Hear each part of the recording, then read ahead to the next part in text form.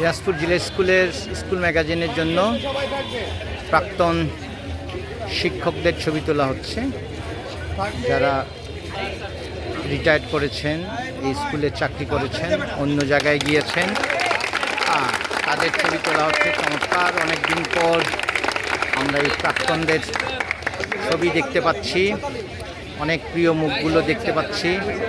ঠিক আছে, এখান থেকে চমৎকার, এই যে দেখেন আমাদের প্রিয় বিদ্যুৎ স্যার, বিউটি আপা, এই যে আমাদের লুলু সারকি আপা, এই দিক থেকে সব আমাদের প্রাক্তন শিক্ষকদেরকে দেখতে পাচ্ছেন।